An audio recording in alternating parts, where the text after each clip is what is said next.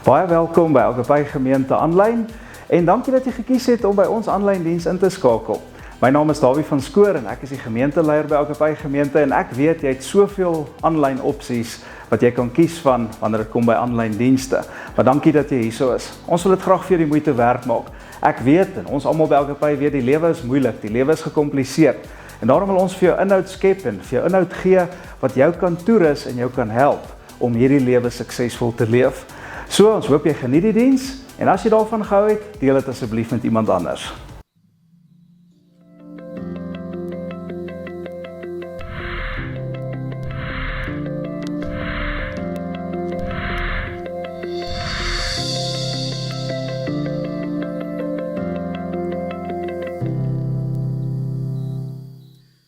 Goeiemôre gemeentefamilie. Good morning, dis lekker om julle te sien vanoggend en baie welkom hier in julle geestelike huis. En van my kant af ook, die wat vandag die eerste keer is, ons is baie bly jy het dit gehou tot hierso in die diens. En ons hoop die tweede deel gaan jy ook hou. En almal wat ingeskakel is aanlyn, ek weet dis die wat gisterand rugby gekyk het. Gesê het, jong, kom ons kyk maar aanlyn vanoggend, ons het nou 12:30 gaan slaap. So ja, baie welkom ook aan elkeen van julle reg oor die land en selfs in plekke van die wêreld wat ingeskakel is op dit. Ek is regtig opgewonde om die woord van die Here vandag met jou te share. En ek hoop jy is opgewonde om die woord van die Here te ontvang vandag. Nou voordat ek dit begin, wil ek noem, jy weet, ek dink dit sal great wees, as jy wil notas maak, want hy is welkom om notas te maak, en ek wil vir julle ook uitnooi, jy weet, om bietjie julle Bybel saam te bring kerk toe. Ek dink dit sal 'n goeie ding wees. Ons het die screens hierso en so, maar weet julle wat, nee, baie keer wys die Here vir jou in die Bybel, terwyl ek besig is in die skrif iets, en dan skryf jy hom net daar neer, en as jy met jou foonnotas maak, dan word jy distract. Of dalk is ek net nie so goed soos julle nie, want as ek met my foon besig is en die boodskappe kom op, te distract my totaal en al. So ek begin by Exodus en ek eindig by, jy weet, Woensdag se vergadering. So miskien dalk julle ook nie. So, bring jou Bybel saam, ek wil jou challenge, kom ons soos in die old days, old school, stap met die Bybel, maak notas, skryf wat die Here vir jou sê, en dis mos hoekom ons hierso is nie, om te hoor wat die Here vir ons uit sy woord uit wil sê. Nou so gepraat van dit, my preekkunde dosent, hy is Amerikaner gewees, Dr. Chuck Lockhart. Nou hy het altyd gesê, as ons vanuit ons, die studente nou, as ons vanuit ons swakhede en ons tekortkominge preek, en boodskappe bring, dan sal ons nooit ooit 'n tekort in die lewe hê nie. En dit is so nie. So vanoggend is definitief een van daai boodskappe. Ek kan sommer begin en vir julle sê, ek kan vir julle al die voorbeelde gee van hoe ek nie hierdie boodskap al in my lewe gedoen het nie. So ek is eintlik saam met julle vandag daar waar elkeen van julle is nie. En eers dalk iemand vandag wat hier sit. Jou lewe het dalk en dalk 'n morele autoriteit, die leefstyl, die manier waarop jy lewe, dalk 'n morele autoriteit wat jou baie meer bekwam maak om hierdie boodskap te lewer as ek. Jy gaan dit dalk baie beter as ek kan lewer. Jy gaan dalk baie meer styl kan doen. Maar nou ja, ek het die mic vanoggend, so laat ek nou maar aangaan. Ek het in hierdie reeks van ons het ons regtig so amazing dinge kom leer oor Jesus. En as jy vandag die eerste keer hier is, jy het die eerste keer vandag hier ingestap en nou hoor jy, ons is in die middel van 'n reeks, geen van die bogenoemde. Dan wil ek vir jou sê asseblief gaan op YouTube. Ons het 'n YouTube kanaal, gaan kyk asseblief die eerste 2 boodskappe. Ek dink regtig dit kan vir jou soveel beteken. Ek dink regtig dit kan in jou lewe vir jou so groot verskil maak. So gaan kyk dit asseblief. En as jy vandag die eerste keer hier is, die big idea van hierdie reeks waarmee ons besig is dat Jesus roep ons uit. Nie om 'n lysie te hou of 'n godsdienstige Christelike checklist af te merk nie, maar Jesus roep ons uit om hom te volg. En ons kyk eintlik maar basies waaroor die volgelingskap van Jesus gaan. Okay? So vandag wil ek dan nou verder gaan en ek wil vandag 'n baie belangrike vraag wil ek met jou bespreek en ek dink as ons clarity op hierdie vraag kan kry, ek dink as ons uitsluitsel op hierdie vraag kan kry, dan kan dit ons lewens en jou geestelike lewe, jou lewe saam met die Here, overall, kan dit revolutionize. So wat is die vraag? Is jy op die skerm, die vraag is eenvoudig dit. As jy besluit om Jesus te volg, waarheen vat dit jou? As jy dan nou besluit, ek gaan die Here Jesus volg, ek moet nie 'n checklist hou nie, nie boksies afmerk, lysies tik nie, ek moet die Here volg, ek gaan hom volg. Waarheen is jy op pad? Wat is die bestemming? Waar beplan jy om uit te kom met hierdie volgelingskap? Waarheen is jy op pad? Ek meen, as jy vir my sê, jy gaan op vakansie, dan sê ek vir jou, great, waarheen gaan jy? Nee, Kaap of Mosselbaai of Weskus of wat ook al. Great, jy het 'n bestemming. As jy sê, het Jesus begin volg, jy is op 'n reis, op 'n journey, en ek vra vir jou so, waarheen gaan jy? Wat is die destination? Wat is dit? Ek meen, wat is die endgame van jou volgeling van Jesus wees? Wat is die ultimate punt daarvan om Jesus te volg? Sê nou maar, jy kry dit 100% reg om Jesus te volg. 100% reg. Wat is die endgame? Wat is die doelwit? Wat is die bestemming van om te volg? Nou, in my 17 jaar dat ek 'n pastor is, het ek baie met mense al gesit, en ek het agtergekom, jy weet dat meeste Christene het 'n paar interessante aannames wat hulle maak rondom die eindbestemming. Meeste Christene het half, jy weet, weird, interessante idees oor waarheen hulle op pad is. En ek het gedink, kom ek gaan skryf die 3 wat ek die meeste hoor neer, en kom ons praat vir 'n oomblik daaroor. Die 3 aannames wat mense maak, volgelinge van Jesus, oor waar hulle glo die volgelingskap van Jesus uiteindelik gaan uitkom. So, die eerste aanname wat baie Christene maak is, weet jy wat, ek volg Jesus om 'n beter persoon te word. Ek volg hom om 'n beter, ek dink dis om 'n beter mens te word. Ek dink dis wat die eindpunt is. Ek dink dis waar ons uiteindelik moet uitkom in ons volgelingskap van Jesus. Ek wil vir jou sê, is reg. Verseker is dit definitief deel van die reis, maar kan ek vir jou dit sê, dis nie die eindproduk nie, dit is 'n byproduk. As jy Jesus volg, dan is een van die byprodukte, een van die bonus features wat gebeur, is karaktertransformasie. En een van die bonus dinge wat gebeur, is jy gaan verander. Ek wil dit vandag vir jou kom sê, jy gaan verseker 'n beter persoon wees. Jy gaan 'n beter huweliksmaat wees. Jy gaan 'n beter ouer wees. Jy gaan 'n beter kind wees. Jy gaan 'n beter kollega wees. Jy gaan 'n beter baas wees. Jy gaan 'n beter kleingroep lid wees, 'n beter deel van die geestelike familie lid wees. Jy gaan beter word. Jy gaan baie meer generous wees. Jy gaan baie makliker vergewe.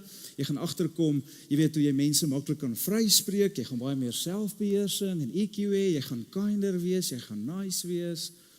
Gaan gebeur is, dis 'n byproduk van Jesus volg, maar hier is die deal.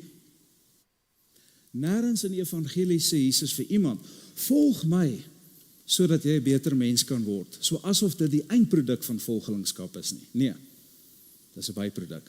So ek hoor baie keer mense sê vir my, ek weet nie, dis is om seker nog maar 'n beter mens te word. Weet jy wat is die tweede ding wat ek hoor, die tweede aanname wat baie Christene maak, wat glo dat die einddoel van die Christelike lewe is hierdie, en dit is om hemel toe te gaan. Baie sê dit vir my, om hemel toe te gaan. Wie van julle het al so gedink? Ok, hier's 5 wat sê, nee, hemel toe gaan, die res is soos, nee jong. So, ek dink ek moet die boodskap verander in 'n evangelical boodskap vandag, nee, ek dink ons moet vandag met jou, nee. Maar ek dink die meeste het al so gedink, nee, maar kom ek sê vir jou, is die goal van Christus om Jesus te volg, is dit om hemel toe te gaan?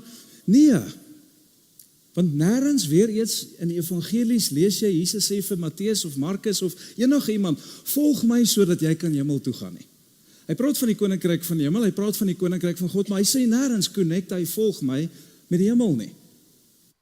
And don't get me wrong, ek sien nie se tannie wat 'n handsak vat, asseblief tannie, relax, okay, raak kalm.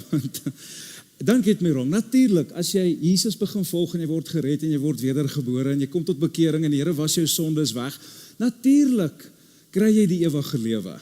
Dis natuurlik so, hy sê in Johannes 5:12, hy wie die seun het die lewe, hy wie nie die seun het nie die lewe nie. Want so lief het God die wêreld gehad, sy enige gebore seun gegee het, so lief wat hy nog glo nie verlore mag gaan nie, maar die so jy het die ewige lewe, jy kry die ewige lewe as Jesus volg, maar weer eens, dit is 'n byproduk van Jesus volg. Dit is nie die eindproduk nie. Daar is te veel Christene, en trust me, ek kry te doen met baie Christene in my lewe.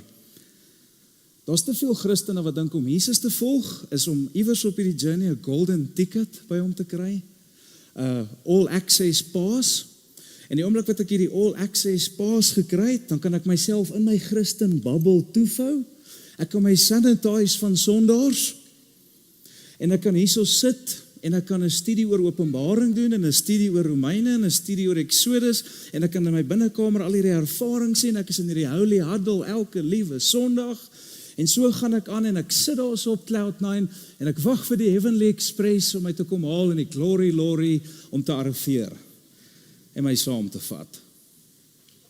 Dis wat baie mense doen. Jy wag net vir die Glory Lorry.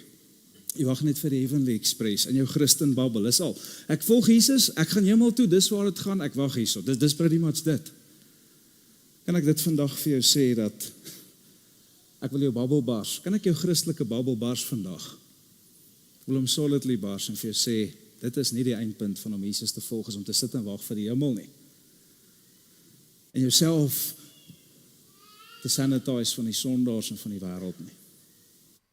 Dan staan 'n derde aanname wat baie Christene maak en hulle sê wel, ek dink dis seker maar dan nou die uiteinde van die Christelike lewe is om 'n pynvrye, probleemvrye, kommervrye, stresvrye, worryvrye, issuevrye lewe te hê. Kyk, dis waar dit gaan.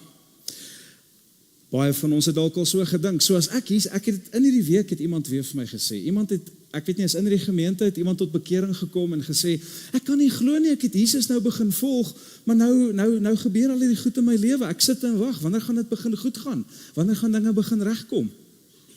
Daar's dalk van julle wat ek so gedink het, né? Nou, ek weet nie of julle hierdie prentjie al gesien het of julle hierdie dingetjie al gesien het nie. Enige iemand dit al gesien? Steek gou jou hand op. Wys vir my gou wat se beweging maak hy. Jy sien die mense shop by die Chinas. Dis ongelooflik. Ek het nou gedog ek gaan moet verduidelik wat is hierdie. Ja, hy sit daar in elke linglong winkel in Suid-Afrika, oral waar jy gaan, sit hy daar en dan maak die armpie die hele tyd so. Ek weet nie werk in batterye of is daar een of ander meganiese, ek weet nie hoe dit werk nie. Hy laai balletjies wat ook op tafels was, daar ysterballetjies wat jy so tik tik tik, dan gaan dit so. Dis mos een of ander science ding wat al werk, nee. Ek wonder of is dit ook so iets. Maar anyway, julle het hierdie mannetjies gesien. In elke China winkel waar ons ingaan, nou sien ek die dingetjie wat so sit daar op die toonbank en so maak. En nou dink ek, wat is die goed? Dis 'n vreeslike grillerige ou dingetjie. En ek weet nie wat is dit nie. Nou ek het 'n bietjie gaan nalees oor dit. Toe lees ek dat hierdie ding is eintlik 'n Chinese, Japaneese / Indiese gelukbringer. Dis 'n lucky charm. So die mense glo as hy in jou winkel op die toonbank staan, as hy daar so in jou huis is of in jou lewe is of whatever, as hy daar sit, dan trek hy goed na jou toe aan en hy stoot weg af. Hierdie kitsch goue dingetjie doen al daai goed. Jy kan dit nie glo nie. Kitsch. Nou pun intended. Maar in elk geval, dis wat hierdie ding doen, nee. En toe sê hulle, as jy die ding in jou winkel het, dan trek hy blessings aan, en as jy die ding in jou winkel het, dan gaan dit met jou goed gaan en wonderlik, en hy beskerm jou, en hy weerhou jou van alles. Dis 'n amazing ding. Ek het op stadium gedog, wat is dit 'n rapper, of waar gaan dit? Maar toe kom ek agter, nee, hy waai vir al die bad weg. Kyk, dis wat hy doen. Nou weet julle wat die sad ding vir my, en hy het 'n naam wat ek besluit het, ek gaan nie eers neerskryf nie, want ek sukkel om dit uit te spreek, die ding het 'n naam. Maar weet julle wat het ek besef? So baie volgelinge van die Here Jesus sien hom as so 'n ding. As Jesus in my lewe is, as ek Jesus begin volg, dan kry ek so ietsie in my lewe. En dan as hy in my lewe is, as hy in my winkel is, as my Bybel op Psalm 91 oop lê in my huis, as ek bid voor ek ry, whatever, as hy in my lewe is, dan gaan al die blessings na my toe aangetrek word en alles wat sleg is gaan van my afgestoot word. Dan gaan 'n probleemvrye, stresvrye, kommervrye, issuevrye, dramavrye lewe ervaar. En dis dalk wat die Hello Kitty teologie jou beloof, en dis dalk wat gelukbringers jou beloof. Dis dalk wat hulle vir jou sê. Het gaan goed gaan met jou, gaan allerhande issue, probleme vrye, pynvrye lewe hê. Kan ek vandag vir jou sê, dit is nie wat die Here Jesus op aanspraak gemaak het nie, dis nie wat die Here Jesus gesê het nie, en dis nie wat die Here Jesus ooit geklaim het om te wees nie. En ek wil hê jy moet hierdie vandag baie mooi weet, Agape gemeente familie. Enige iets, of enige iemand, wat vir jou 'n towerformule aanbied, wat vir jou hierdie magic potion aanbied, wat vir jou hierdie hocus pocus tipe goeders aanbied, wat jou waarborg, en selfs in die Jesus Christus se naam, vir jou sê dat jy dit waarborg om jou probleemvrye, issue-vrye, pynvrye, dramavrye, kwessievrye lewe te hê. Enige iets wat mense vir jou aanbied, formule, wat dit vir jou beloof in Jesus se naam, dit het niks met die evangelie te doen nie. Dit is magic, dit is towerkuns, dis wat dit is. Enige iemand wat vir jou sê, vryf net hierdie kralietjies, en sit net hierdie kettingkie om jou nek, en blaas net so, en fokus net jou oë, en kom staan net hierso, en steek net jou hande uit, en doen net dit, en gaan net hierdie ritueeltjie, en fokus net, en sentreer net, en doen meer dit, en doen minder dat, en daar gaan 'n magic potion vir jou gegee word, en alles gaan reg wees, probleemvry, skotvry, goed gaan jou lewe plaasvind. Dit is nie die evangelie nie. Dit is nie die evangelie nie. En dit is nie die teachings van Jesus nie. Die probleem met magic is dit werk van die tyd. Alle magic werk van die tyd. Maar dit werk nooit heeltyd nie. En dis waar die meeste mense ontnigter word met die Christelike geloof. Ek het dan 'n potion gekry.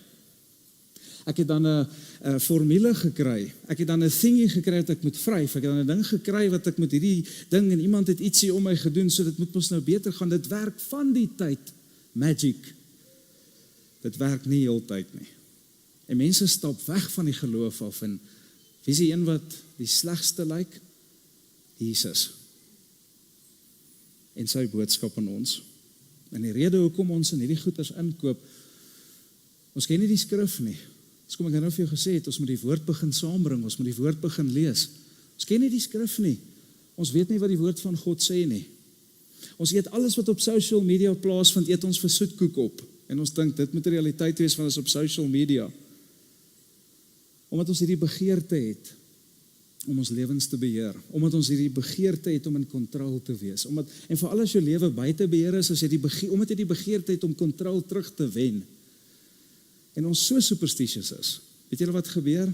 Ons is bereid om te gaan na enige sangoma toe, om vir ons 'n hocus pocusie te gee in die naam van Jesus, verpak in Jesus se naam, as 'n quick fix, om ons vinnig gehou reg te kry, want as Jesus in jou lewe is soos die katjie, dan is ons probleemvry, moeilikvry en pynvry. Maar ek wil dit vandag vir jou kategories kom staaf. Jesus het nie 'n golden ticket aangebied nie.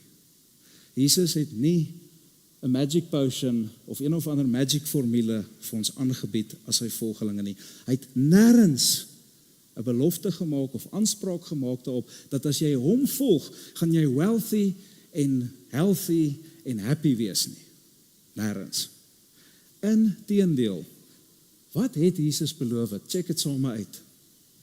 Johannes skryf hierdie woorde. Wat het Jesus wel beloof? Waarop kan jy hom vat op sy woord vandag? Hierdie volgende skrif. In die wêreld sal, sê dit saam my, sal, sê dit weer, sal, nie kan jy of mag dit dalk miskien of dalk sal julle healthy, wealthy en happy wees. Dis prosperity gospel. Nee, wat sê hy? Sal julle swaar kry, beleef. En dan dis nou waar jy jou hand sou kan vat en gaan. En dis Jesus se woorde. Jesus sê jy sal swaar kry beleef. As ek vir jou een ding kan beloof, as ek vir jou een belofte kan gee, is jy sal swaar kry in jou lewe. In hierdie wêreld sal jy swaar kry. Ander vertaling sê jy sal verdruk word. Ander vertaling sê dit sal moeilik gaan met jou. Dit sal moeilik gaan. Die aanname is dat as ek Jesus begin volg, dat alles pynvry en skotvry en issue-vry gaan wees, dat ek net sit en wag om na die hemel toe te gaan. Dit is nie die waarheid nie.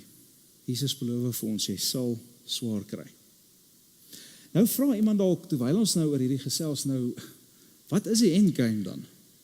Is dit die endgame om swaar te kry? Waaroor gaan dit? Waarheen lei die volgelingskap van Jesus? As ek dan nou nie moet sit en wag vir die hemel nie, as dit dan nie nou gaan om net 'n goeie mens te word nie, as dit nou gaan om 'n healthy, wealthy en happy lewe te hê nie, waaroor gaan dit? Is die vraag wat iemand dalk vandag kan vra. Ek wil graag vir jou sê waarheen hierdie pad lei. En ek wil jou vat na 'n gedeelte in die Nuwe Testament toe. Dit is 'n baie, ek wil amper sê, dit is 'n baie vreemde skrifgedeelte. Dit is 'n baie ontwrigtende gesprek wat Jesus met sy disippels gehad het. En in hierdie gesprek maak Jesus dit so duidelik, vir my amper die duidelikste in die hele Nuwe Testament, wat die endgame is, wat die eindstreep is van om hom te volg. En ek wil dit graag met jou share. Nou die toneel, om dit net te set op, dat jy net weet, waar kom ons hier in die skrif in, is, wanneer Jesus geteach het, was altyd 3 groepe mense rolweg gewees waar hy was. Eerstens was die groep mense gewees wat saam in die dorp was waar hy geteach het. As Kapernaum geteach het, was dit die Kapernaum mense gewees, die Kapernaumese, wat sal mens nou sê? Nazareth, jy weet, en so kan ons aangaan.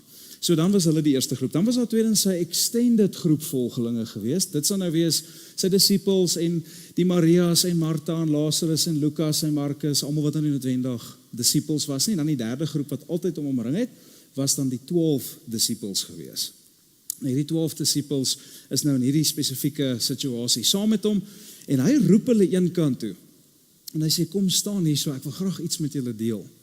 En wat hy vir hulle sê is, ek wil julle 12 van al die mense deel maak van my binnekring. Ek wil julle moet deel word van my binnekring. Ek gee vir hulle promotion. Kyk, dis wat hier gaan gebeur. En hulle almal is baie excited. Yes, waar sign ons op? Dis great. En dan sê Jesus, goed, so julle 12, julle is nou my disciples. En by the way, dit was nie vir 'n rabbi ongewoon om dit te doen nie, nee. So rabbi sou baie keer sou hulle dan gekyk het na mense wat potensiaal het, hulle sou hulle uitgekies het. En wat hulle dan sou doen is, hulle sal dan vir hulle uitnodiging gemaak het en sê, ek wil julle met my binnekring wees, my nader volg, ek gaan bietjie meer invest, ek gaan bietjie meer uitgiet in julle as in die res. So dit is iets wat 'n algemene praktyk in daai tyd was. En hy roep toe na die 12 en hy sê, julle is die aangewese mense. En dan gaan Jesus en hy vertel vir hulle wat hierdie missie van hulle gaan behels. Hy vertel vir hulle waarheen hulle moet gaan, hy sê vir hulle wat hulle moet doen. Daar's omtrent 17 goed wat Jesus vir hulle sê. Ek het nie tyd om dit alles vanoggend te lees nie. Hulle sê, yes, dis wonderlik, amazing. En dan, wat dan gebeur, is Jesus, voordat hy hulle uitstuur en voordat die mission gaan, hulle speel al klaar, die tape aangesit, we're walking on sunshine, sê, wow, stop. Hierso is iets wat ek vir julle net moet sê, hier's 'n waarskuwing, wat ek aan julle wil rig voordat julle vertrek. Hier's 'n waarskuwing. Nou ja, julle weet, as iemand vir jou sê, hoorie, al hierdie nice goed, maar daar's net iets wat ek jou moet waarsku. Jy weet, jy kry sommer so draai gevoel in jou maag. Wat is dit nou nie? Hy waarsku hierdie mense, hierdie 12 disciples. En ek wil net sê, dit is voordat ons hierdie gaan lees, ek wil net sê, dat hierdie is nie noodwendig goed wat met jou gaan gebeur nie, ek wil net hê jy moet dit weet, dis goeie nuus, dit is te sê dit gaan met jou gebeur nie, so relax asseblief, chill. Maar wat ons eintlik hier sou doen is ons luister in op 'n gesprek tussen Jesus en sy disciples en ons leer wat hy vir hulle sê en ons apply die beginsels daai. So wat sê hy vir hulle toe nou? Wat is die waarskuwing? Is jy reg om dit te hoor? As jy jou Bybel het, die Christene, maak hom oop en dan kan jy dit uitcheck. Right, so Jesus sê, let op. Ek weet nie of was dit hulle gefidget met goed of was hulle so excited. Hier is soos, let op, dankie. Ek stuur julle soos weerlose skape onder die wolwe in. Okay. Wees dan waaksaam, soos die slange, maar terselfdertyd opreg soos die duif. Het iemand al daai uitdrukking gehoor? Jy moet so versigtig wees soos 'n slang en so waaksaam of opreg soos 'n duif. Iemand het al gehoor? Okay, die een persoon, dis waar dit vandaan kom, nou weet julle dit. So, wat sê Jesus dan daar? Hy sê, pas op vir die mense. Pas op vir die mense. Hulle sal julle aan die howe oorgee en in hulle sinagoges met gesels slaan. Julle sal voor goewerneurs en konings gesleep word ter wille van my.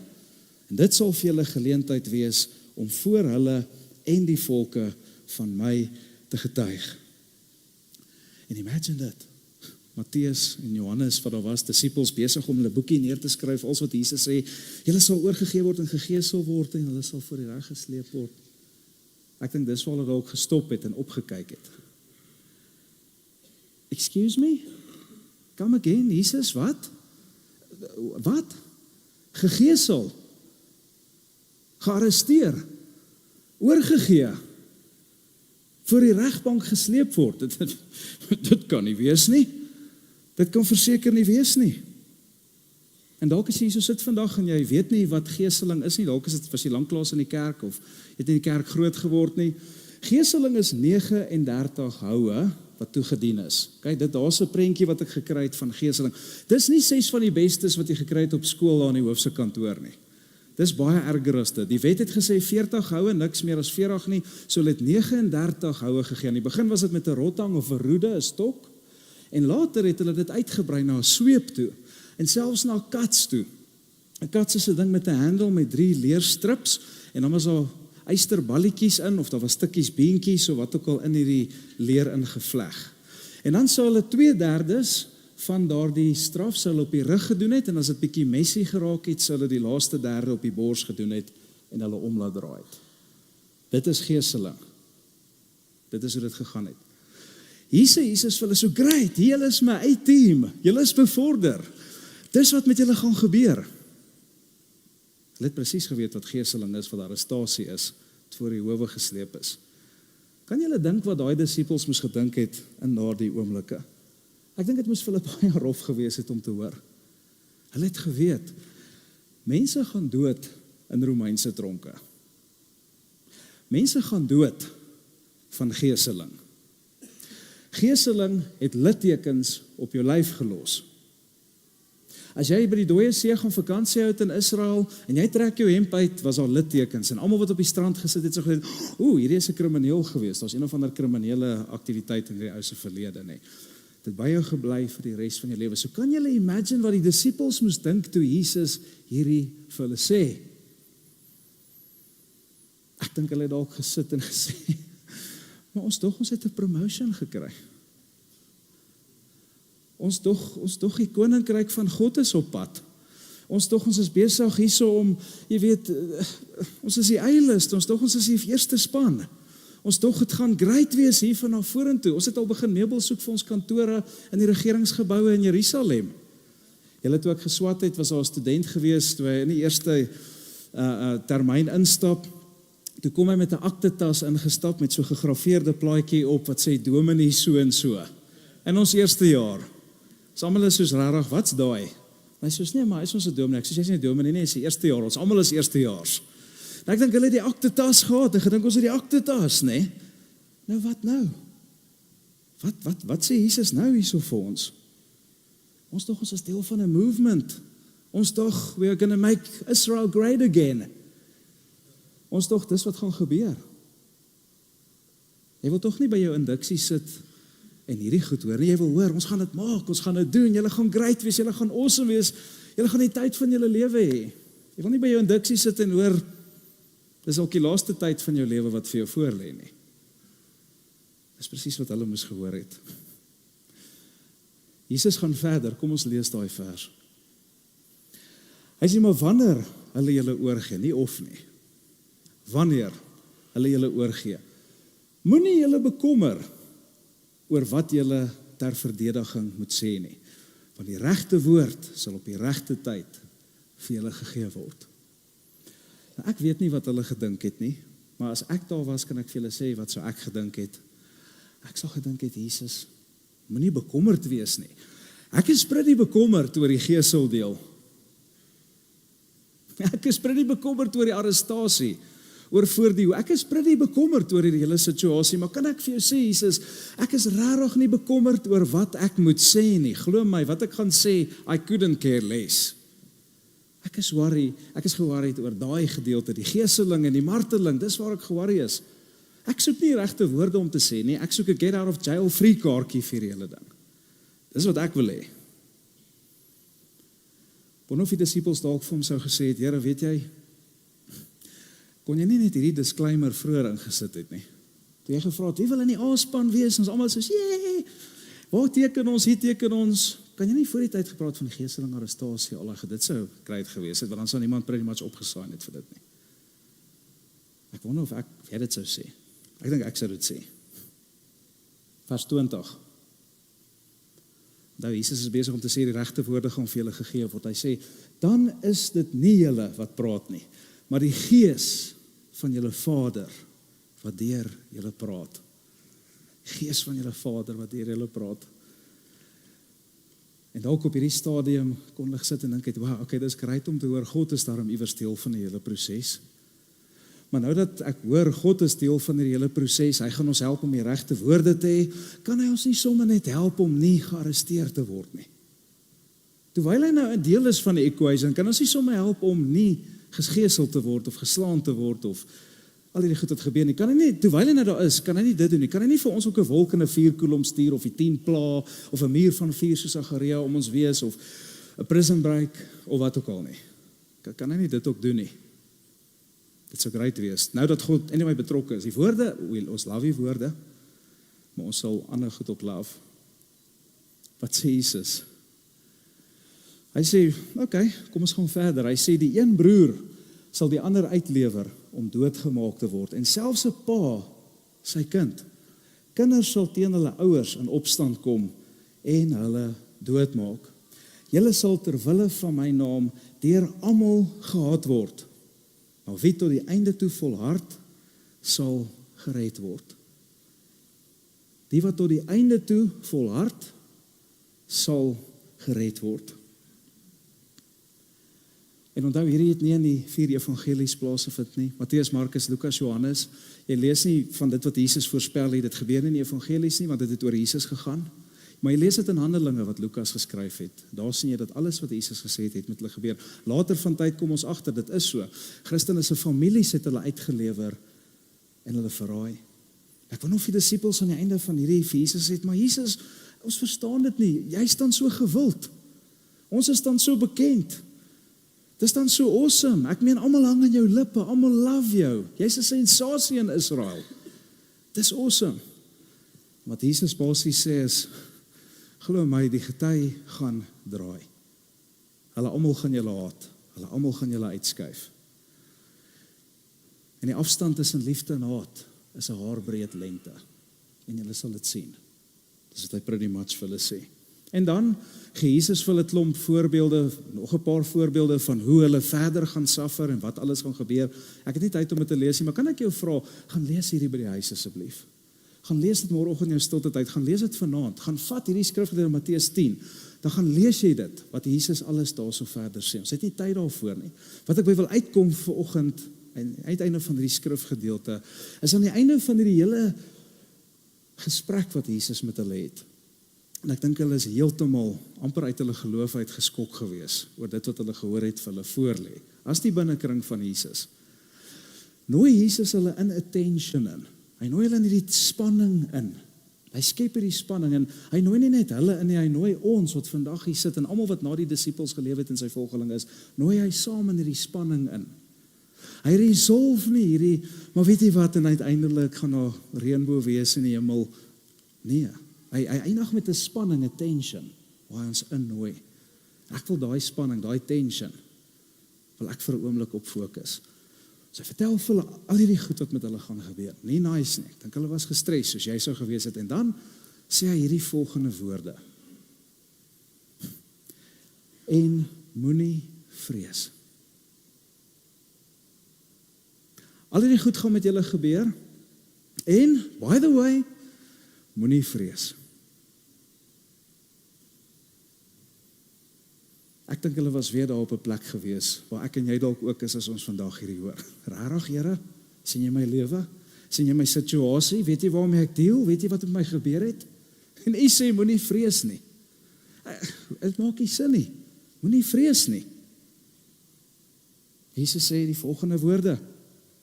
Ek kan na die volgende gedeelte gaan. Ja, moenie bang wees vir hulle wat julle wil doodmaak nie. Hulle kan net julle liggame doodmaak. Okay, dis pretty erg. Dis nogal strof. Ons is nogals vir daai deel pretty bang. Dit is nie goed nie. Kan net julle liggame doodmaak, aan julle eintlike mens wees. Die ou vertaling sê siel, kan hulle nie raak nie. Hy sê, wees veel eerder bang vir hom wat julle liggaam en eintlike mens wees of siel in die hel kan vernietig. Hy sê, moenie bang wees nie vir 'n tweede keer. Moenie vrees nie, sê hy vir hulle. En as jy dan wil vrees, vrees God. Nee, ek is bang vir God, of hy skerry vir my, of hy gaan my oorvee gee oor my kop nie, glad nie dit nie.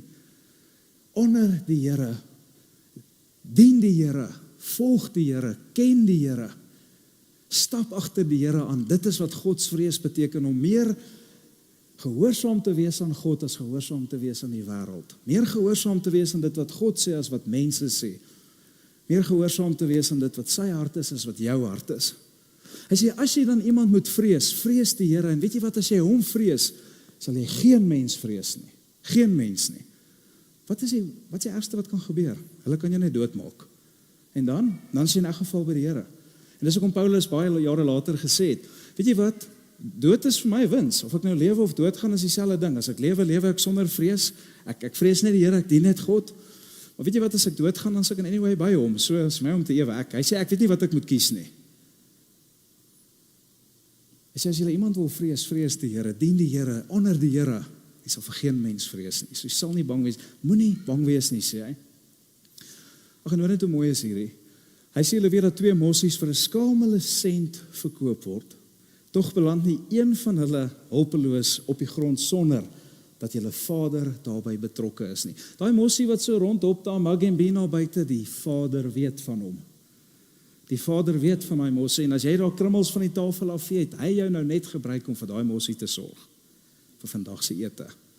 En jy weet dit nie eers nie. Wat julle betref, so as dit sy hart vir mossies is, en dis redelike worthless, is 'n cute voeltjie, maar dis mense grant en dryf nie oor 'n mossie, dis nou nie 'n koekatoe of whatever nie. Okay? So, wat julle betref, is elke haar op julle kop getel. Nie my woorde nie, Jesus sê, elke haar is op julle kop getel. Wees daarom nie bang nie. 3de keer sê Jesus, wees nie bang nie. Sê vir sy disippels, ja, die goed gaan gebeur, hulle gaan julle uitlewe, hulle gaan gegeesel word, maar wees nie bang nie. Julle is vir hom meer werd as 'n hele swerm mossies. Julle swerm mossies. Weet julle wat is vir my so profound van Jesus Christus se woorde hierso? Is Jesus bied nie vir ons 'n geheime formule of 'n golden ticket of 'n magic toertjie uit slegte of moeilike of pynvolle omstandighede nie. Hy doen dit glad nie. Wat hy vir jou bied, is hy bied vir jou bevel. Hy gee vir jou 'n opdrag. Hy gee vir jou nie iets anders nie. Hy gee nie 'n potionkie om te sluk nie. Hy gee nie vir jou 'n ritueeltjie om te doen nie. Hy gee nie 'n lysie om te tik nie. Hy gee vir jou 'n bevel. Wat is daai bevel? Moenie vrees nie. Dis nie opsioneel nie. Dis nie, weet jy wat, as jy in 'n space is, moenie vrees, of weet jy, nee, moenie vrees nie. Dis wat hy vir hulle sê. En dan wat vir my die profound deel hiervan is, hy sê nie vir hulle, moenie vrees, hoor mooi, as jy met my, moenie uittap nie, ek gaan hierdie mis. Hy sê, moenie vrees, omdat daar nie met jou sulke goed gaan gebeur nie, maar wanneer dit wel met jou gebeur, moenie vrees nie. Moenie nie bang wees omdat sulke goed nie gaan gebeur nie, it's gonna happen, maar wanneer dit gebeur, moenie vrees nie. So waartoe roep die Here ons uit as sy volgelinge? Die Here roep ons uit, die bestemming van die volgelingskap van Jesus is nie net om hemel toe te gaan nie, dis nie om 'n goeie mens te wees of om goed te escape nie. Jy geweet, boeddhisme gaan daaroor om die pyn en suffering van hierdie wêreld te escape. Dis waar dit gaan, dis wat Siddhartha Gautama, die stigter van boeddhisme, die Boeddha, gesê het. Sy grootste purpose in die lewe is om hierdie cycle van suffering en pyn te ontsnap. Dit is boeddhisme, dit is nie Christianity nie. Jesus sê, jy gaan dit ervaar, it's gonna happen, sê hy vir sy disciples, maar moenie vrees nie. Wat is die bestemming? Waar wil ons uitbring? By 'n geloof wat vrees oorweldig. Die Here roep my en jou, dit is die eindpunt daarvan om Jesus te volg, is 'n vreeslose geloof. 'n Vreeslose geloof. Dit is waartoe die Here jou vandag roep. So Jesus sê vir hulle, julle gaan gearresteer word. Julle gaan verraai word deur julle families. Julle gaan gegeesel word. Julle gaan dalk uiteindelik julle lewe vir my opgee, en by the way, almal het hulle lewe opgegee vir hom. Almal, sonder uitsondering. It's gonna happen. Maar moenie vrees nie. God het hierdie letterlik haarfyn uitgewerk. Haarfyn beplan. Want as hy so betrokke is by die mossies, en by voeltjies wat so insignificant is en so besig is om hulle uit te help in die lewe, hoeveel te meer sal hy die kroon van sy skepping, die mens, wat hy eendag gevat het om net die mens te maak, veel te meer sal hy nie by ons betrokke wees en vir ons omgee en vir ons help nie. Dit is waarin Jesus sy volgelinge wil vat. Dit is waarin Jesus self gegaan het, 'n vreeslose geloof in God. Dis waar jou wil vat. Dis waar jou wil vat. Dis die endgame. Nie om happy en wealthy en al die goed te wees nie. Om 'n vreeslose geloof in hom te hê. Ek wil hierdie vir jou sê, Christianity het nog nooit geglo aan 'n God wat nie slegte dinge met goeie mense of oor goeie mense toelaat nie. Want die middelpunt, die kern van ons geloof, gaan daaroor dat die slegste ding ooit met die beste persoon ooit gebeur het, die kruis van Jesus. Die core van Christianity is iets slegs, die slegste wat met die beste gebeur het. So nog nooit in ons geskiedenis het ons geglo dat God liefdevol en almagtig is, nie dinge toelaat. Nog nooit het ons dit geglo nie, want anders is die core van ons geloof nie waar nie. So wat jy vandag moet weet, Okapai gemeente, en wat ek doen in hierdie boodskap vandag, is om ons te teach en ons te help, om ons gedagtes te korrigeer oor hoe ons moeilike omstandighede sien. Ek wil jou help vandag, want jy gaan, as jy nie, daar's net 3 groepe, as jy nou nie in 'n moeilike omstandigheid is nie, dan gaan jy in een, of jy gaan nou, kom nou net uit een uit. Dis hoe die lewe is. Dat ons perception, ons filter kan regkry. Want te veel Christene skop heeltemal op, te veel Christene gee heeltemal moed op. Los die geloof, want hulle glo iewers, as ek Jesus volg, moet ek gelukkig wees. As ek Jesus volg, is dit 'n pynvrye, probleemvrye lewe. As ek Jesus volg, dan is dit net om te sit en wag vir die Heavenly Express, of om 'n beter mens te word. Dat wanneer ons deur hierdie goed gaan, en die van julle besonderlik vandag wat deur hierdie goed gaan, dat die Here jou perception kan kom aanraak vandag. En dat die Here vandag vir jou kan kom sê, maar my kind, dis hoe hierdie ding moet aanpak in jou lewe. Vreeslose geloof, moenie jou geloof verloor nie. Paulus sê, ek het die stryd gestry. Nie ek het die comfort zone vasgesit nie. Ek het die stryd gestry. Ek het die wedloop gehardloop. Wanneer laas het jy die Comrades gekyk? Dis 'n redelike struggle vir daai mense. Daai mense wat so oor die eindstreep kruip, nê. Wat sê hy? I have kept the faith. Ek is deur die slegste van slegste in my lewe. En hy lys dit ook. Maar die Here God het my gehelp om 'n vreeslose geloof te hê en tot die einde toe, ten spyte van alles, I have not lost the faith in my God. 3 vriende sê daar in die 4 oondeel, onthou die storie. Hulle sê, selfs al red ons God ons nie vandag hier nie, moet ons deur hierdie ding gaan. Ons sal nie ons rug op hom draai nie. 'n Vreeslose geloof. So die eindpunt, familie, is nie om uiteindelik as jy Jesus volg op 'n gemaklike en gerieflike en veilige, so Standardbank se slogan was simpler, better, faster. Dis uiteindelik nie waar die Here ons wil uitgebring het nie. Die plek waar die Here Jesus my en jou wil uitbring, is op 'n plek uit te kom waar ons geloof so sterk is, ons geloof so diep is, ons geloof so gegrondves is in die liefde van God ons Vader.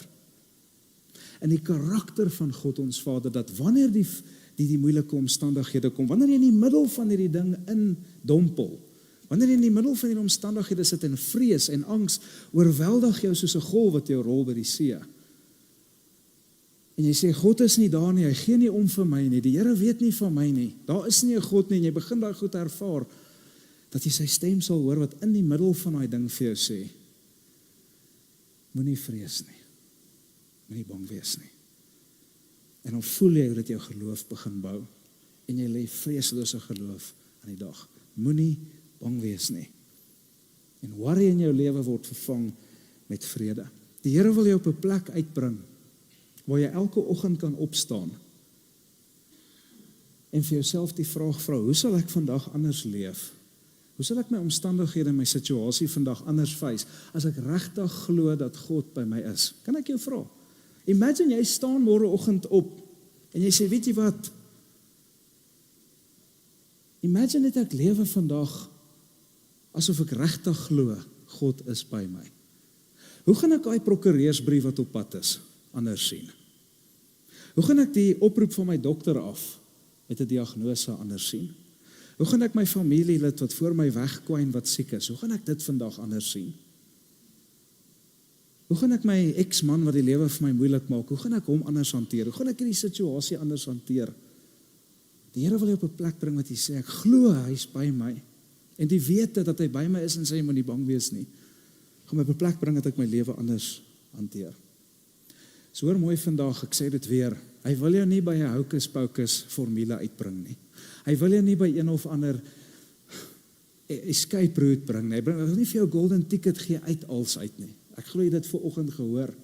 Wat hy wil hê is hy wil 'n vreeslose geloof in jou kom inbou, 'n solid geloof in God ons Vader se karakter in die middel van daai omstandighede. Weet julle wat het gemaak dat die Christelike geloof geboom het aan die begin? Ek het dit al gesê. Die wat lankal hier is, weer is een van my sê goed wat ek baie sê. Because they suffered in style. Hulle het in styl gesuffer, dat die Romeine, die heidense wêreld na die Jesus-volgelinge gekyk het en gesê het, ons vang dit nie. Hulle is veronderstel om uit mekaar uit te val, maar dis lyk as hoe meer en hoe erger dit met hulle gaan, tel hulle traction op. They suffered in style. Dat die ganse wêreld verander. Kan ons weer daai volgelinge van Jesus wees? En dalk vra hy my, miskien vandag maar, hoekom is dit waar hy my wil uitbring? Ek het eintlik gedink, die einddoel van Jesus volg is iets anders. Hoekom 'n vreeslose geloof? What's going on? Hoe werk dit? Ek wil vir jou my teorie gee, is 2 goed. En dan gaan ek klaarmaak, afsluit. Eerstens, ek glo oorweldigende geloof, of 'n vreeslose geloof, eer die Here. Het jy geweet, jy's op aarde om God te eer? Jy geweet, jy's op aarde om God te verheerlik? Dis een van die primêre redes hoekom jy's toe nie hier om jou empire te bou nie, jy's nie om ryk te word of happy te wees of jy's hier om hom te eer. Jy het geweet, jy's hier om hom te glorify. Ek glo daar's niks wat die Here meer glorify as wanneer ek en jy leef asof hy is wie hy gesê het hy is nie. Asof ons leef dat dit wat hy gesê het, glo ons absoluut die waarheid is nie. Wie's ouers? Ouers, steek julle hande op. Okay, wie's 'n kind? Almal. Daar's mense wat actually wat dit gedink het nou. Nee, ek bedoel, jy weet, jy's gebore, jy's hierso, nee. Julle sal weet, daar's eintlik vir 'n ouer niks meer honoring nie as jou kind jou karakter verdedig nie. Hoe lyk my nie jou pa kom die rugby kyk vanmiddag nie? O nee, my pa is dalk nog nie hier nie, maar ek wil vir jou sê, my pa gaan kom. Want weet jy wat, my pa is nie iemand wat jok nie, as hy 'n belofte gemaak het, dan hou hy sy belofte. Weet jy wat? Dis dalk wat my pa gesê het, maar kom ek sê jou, hy gaan hierdie ding bymekaar maak. Ek ken hom goed, dis wie hy is. My pa sal hierdie ding uitsorteer. Daar's niks wat mense karakter, mens wees so honor, wanneer jou kind dit doen nie. Wat doen ek en jy? Ek en jy moet reageer op alles in ons lewe, asof God by jou is. Kan ek dit vir jou vra vandag? Wil jy nie reageer op alles in jou lewe so asof God actually by jou is nie? Hoe sal jou lewe anders wees? So asof hy regtig by jou is en asof hy regtig kan doen wat hy gesê het hy kan doen. Wil jy nie daarop reageer nie? God word die meeste verheerlik as ons hom vertrou. God word die meeste verheerlik as ons op hom staat maak, deur 'n aktiewe, lewende, buite die boks, dood in die gesig staar, tipe vertrou. En dan die tweede een, so kom ek glo, die Here ons na dit te wil vat, is oorweldigende geloof, stel ons vry om lief te kan hê. Wat doen vrees? Vrees beperk jou om lief te kan hê. Ek weet nie of jy dit weet nie, maar liefde vir God is gelyk aan liefde vir ander mense. Jy kan nie sê ek is lief vir God, maar ek haat mense nie. Hy sê hierin word die liefde bewys, dat ons liefde wat ons vir mekaar het, soos jy mense lief het, so het jy God lief. So dit is super belangrik om vir mense lief te wees, maar wat keer ons van dit? Wat keer ons van dit? Vrees. En soos die vrees begin minder word, hoe meer word die kapasiteit vir liefde. Kyk wat skryf Johannes in sy eerste brief, hierdie een sinnetjie. Hy sê volmaakte liefde het nie plek vir vrees nie.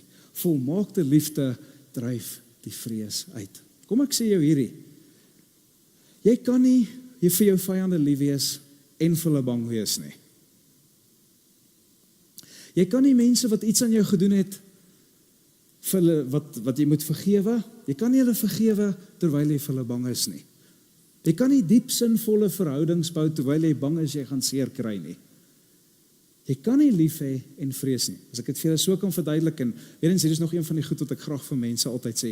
Imagine jou huis brand af, wat ons net glad nie hoop gebeur nie, maar sit jy in so 'n scenario, vir jou bure se huis, kom ons doen dit. Hulle huis brand af, en jou kind was daar. So nou brand die huis af. Sien jy die prentjie, dis rook wat uitborrel, dis balke wat afval, en jy sien hoe spat hierdie koeltjies, jy sien hoe dit goed smel, dit drup so af. Sal jy na huis in hardloop met hierdie vuur? Verseker nie. Okay, jy sal dit nie doen nie, maar imagine net jou kind het by die bure gaan kuier en jou kind is in daardie huis met daardie vlamme. Sal jy hardloop? Wie sê ja? Absolutely, hoekom? Die liefde dryf die vrees weg. Jou liefde vir jou kind maak dat jy in daai warm, brandende huis sal inhardloop. Net as alleen sal jy verseker nie, as dan nie, jou kind daar is nie, sal jy dit nie doen nie, maar jou liefde word groter as die vrees. En verstaan jy wat ek sê? Eers as die vrees uit jou lewe uit wegkom, kan jy volmaak lief hê. En wanneer jy volmaak lief het, dan het jy die Vader lief. So ek wil afsluit met hierdie vraag. Het jy al so 'n persoon ontmoet? Het jy al so 'n persoon ontmoet met 'n vreeslose geloof?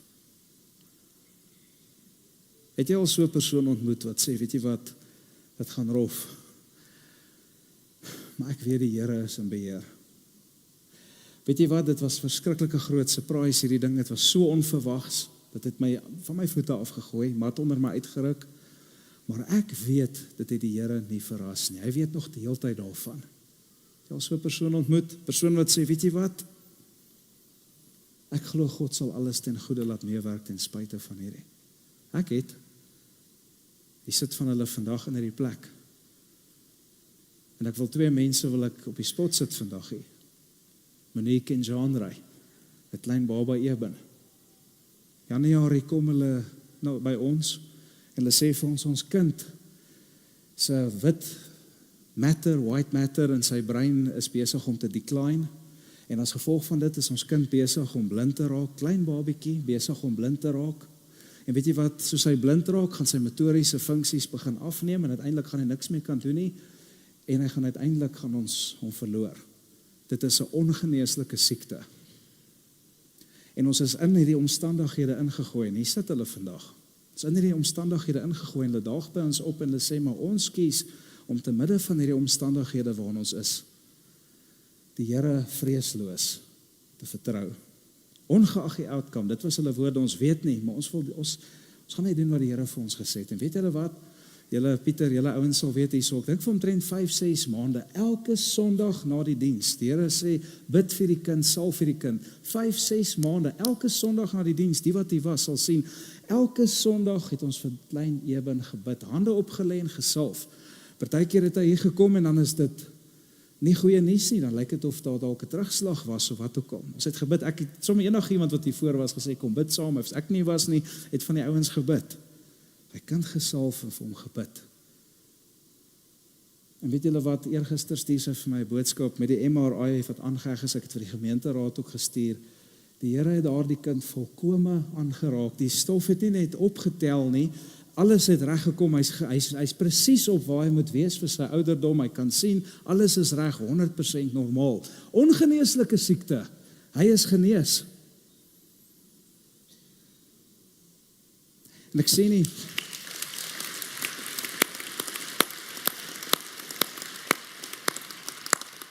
dis hoe dit vir jou gaan uitwerk in jou situasie nie, maar wat ek wel sê is, leer by hierdie 2 mense wat gesê het, ons gaan die Here vreesloos vertrou. Ons gaan 'n vreeslose geloof in God hê. Al gaan dit slegter, al gebeur wat, ons gaan nie ophou bid nie. Ons gaan nie ophou te staan in die situasie, want dit onder die Here. En weet julle wat hoop ek? Ek hoop om nog baie sulke stories hier by hierdie geestelike familie te hoor. Ek wil hoor hoe die Here hierdie tipe van goed weer doen. Lord, do it again. Maar weet jy, hoekom doen hy dit nie? Wat ons glo nie, hy kan dit doen nie. En meer as dit, jou geloof bepaal het eintlik nie eers nie. Ons het nie daai vreeslose geloof nie, want ons glo nie God is daar vir ons nie. Daarom moet jy vandag hoor, moenie bang wees nie. Want eers as jy nie bang is nie, eers as jy oor daai ding kan kom, kan jy die Here vreesloos vertrou, kan jy vreeslose geloof hê. Moenie bang wees nie, sê die Here. Ek het jou nou gevra, ken jy so iemand? Nou vra ek jou, wil jy so iemand wees? Wil jy meer van dit in jou lewe hê? Ek wil. Wil jy meer daarvan hê? Volg die Here Jesus en hou aan om te volg. En hoe langer jy hom volg, meer sal hy jou geloof bou.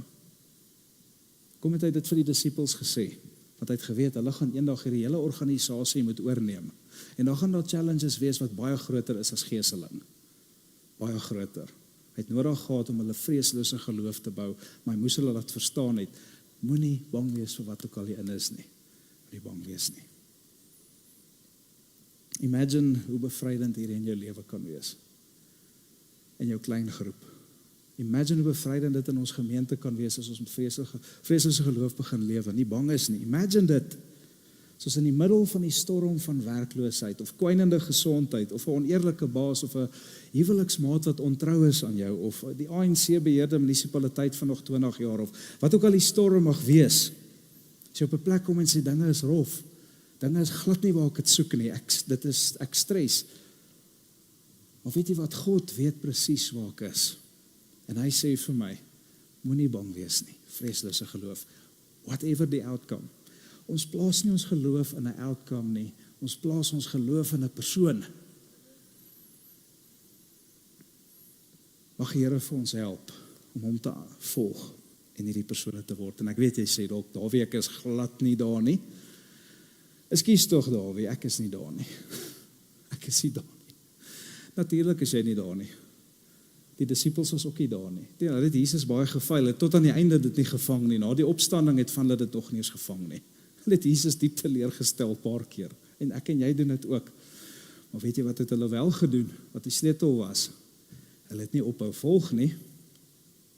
Hulle het nie ophou volg nie.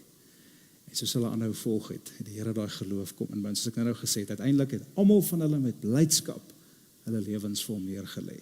Groot geloof, vreesloos. Nie met blydskap toe opgeëindig in die massiewe kantoor daar in Rome nie. Hulle lewens verloor.